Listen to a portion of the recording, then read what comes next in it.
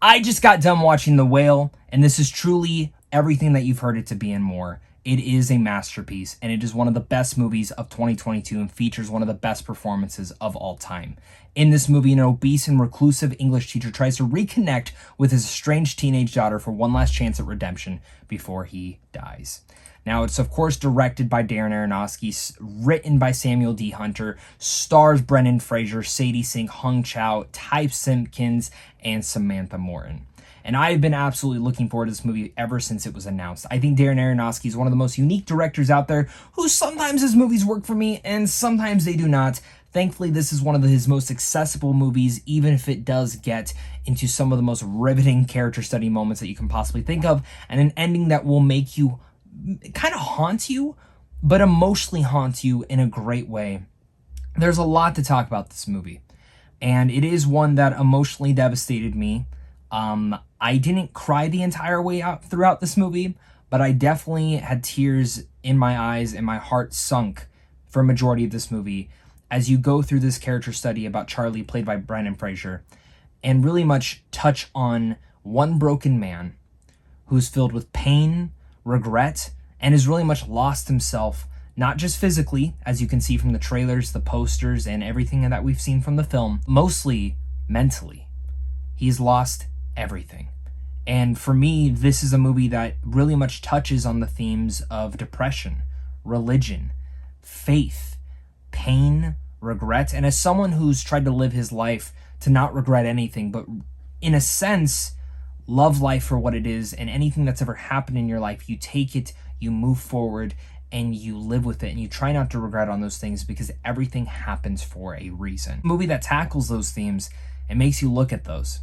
And emotionally, it really devastated me to a lot of lights, and I am very excited to talk about this movie, and I'm very excited to hear your guys' thoughts down below. So make sure to leave your thoughts down below. You've obviously heard my initial thesis that I think this movie is perfect, and I'm very excited to talk about this movie at least, but I'm also very excited to hear your guys' thoughts. So again, leave your thoughts down below, as well as hit that like and subscribe button if you love talking movies all the time. Every movie review, I typically love to start talking about the performances. But actually for this one, I do want to start talking about the themes that Darren Aronofsky really much tackles in here, because he tackles them in a very riveting way that is complicated in the manner that he actually touches upon this movie. Now, Darren Aronofsky has been known to do tons of dramas, horror movies, and in a sense, psychological thrillers.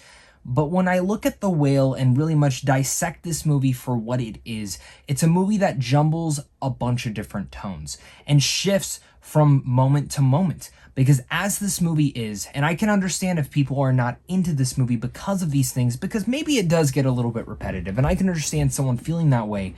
For me, I was never felt like that. I was completely locked in, as this movie takes place 99% all in one location, all within Charlie's apartment. And in this apartment, they make every ounce of it work. And one of the things that it actually reminded me of is watching a stage play and seeing how this stage play plays out. Character walks in, talks to Charlie, gives development to the story, gives a little bit of background context. They might leave. Another character barges in, adds a little bit more depth to Charlie, and then continues and does the same thing again.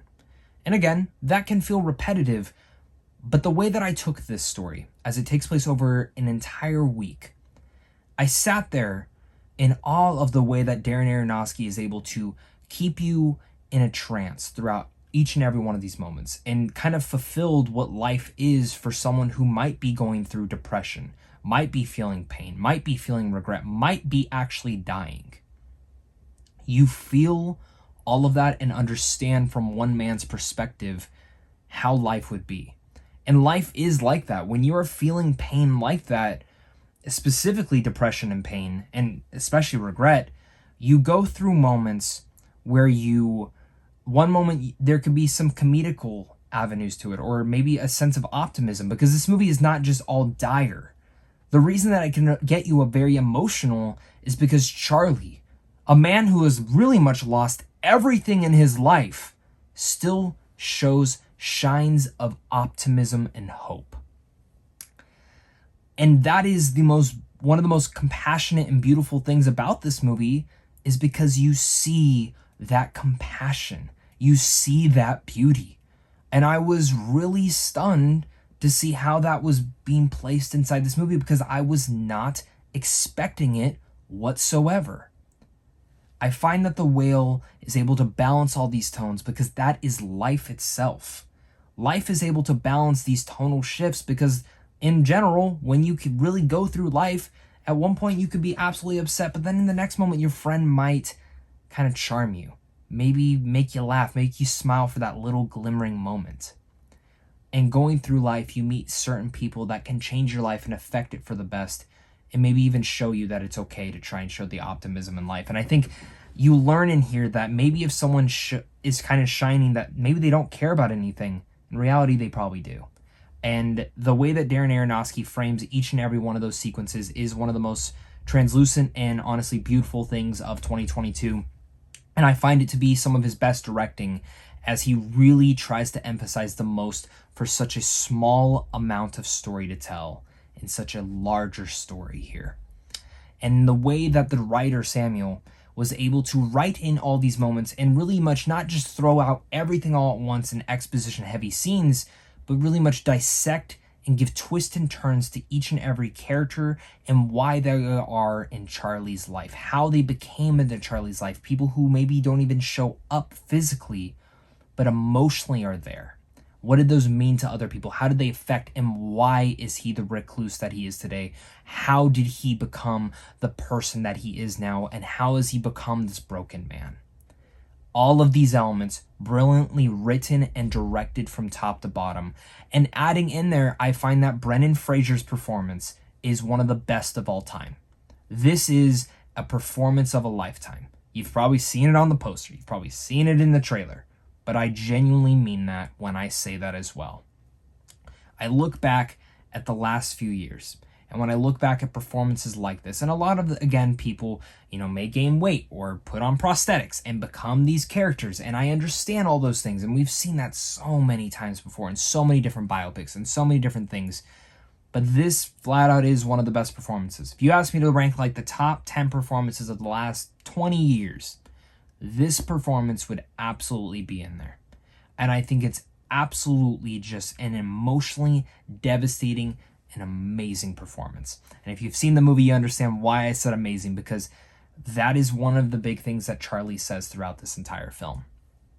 And the final 5 minutes of this entire movie, I'm about to start crying again just thinking about them. And while I didn't cry throughout the entire movie, I definitely got very emotional watching this movie. The last 5 minutes just brought all those tears out of me. Ripped them right out, sunk my heart down. And it is one of the best finales that I've seen for a movie.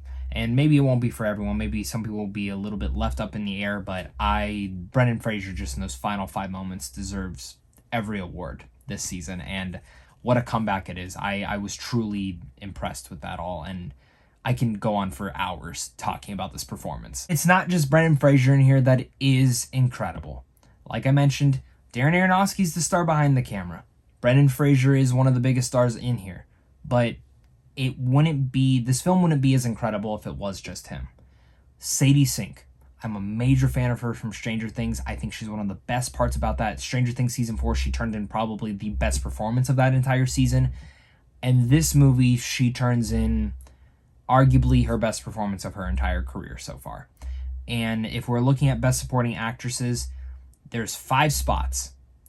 2 of those spots one should go to Sadie Sink, and the other one should go to Chau, who I really loved in The Menu. I think every time she shows up, she's excellent, but this is her performance of a lifetime.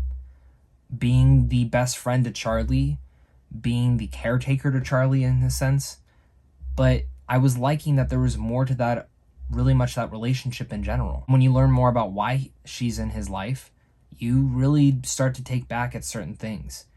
And I can't express enough how incredible both of them are. As well as Samantha Morton, who I just think is absolutely a phenomenal actress and deserves a lot more credit where credit is due. These performances, this directing, this writing, all of it just comes together in such beautiful harmony, and I'm honestly I'm speechless. I'm freaking speechless. I want to go back to one more last thing before I really get into the finale of this review, and that is just in general how moving this movie is. You can really much recognize the beauty of this film, and what I love is that Fraser and Aronofsky don't just try to pity you into feeling bad for this character due to his looks or in general just some of the things that have happened in his life. Charlie is a very complex character, a character that, again, is flawed, but he's also funny, and there is optimism in him. And when you look at this movie and the way that they round out this character in such a beautiful way, it doesn't resort to manipulative tactics. In all of its intense measures, it is a film that has a huge heart of optimism.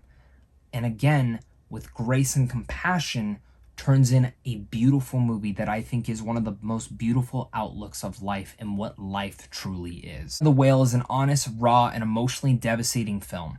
A riveting character study of one broken man that transcends compassion, love, pain, and regret.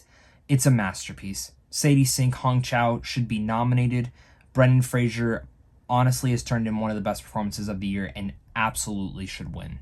This is one of my favorite films of the year. I am trying so hard not to cry right now because of how much this film just attacked my heart and devastated it, but at the same time gave me an optimistic view of life. The film is absolutely more than meets the eye, and I cannot express that enough. So with all that said, I'm going to give The Whale an A+. Thank you so much again, guys, for watching this. You guys are really all the best. Make sure to leave your thoughts down below. Hit that like and subscribe button, and look forward to a ton of other movie reviews coming up soon. We're coming up to the end of the year, so we are going to have a lot of top 10 lists. So if you love movies, I hope to see you there. So, of course, until next time, stay classy.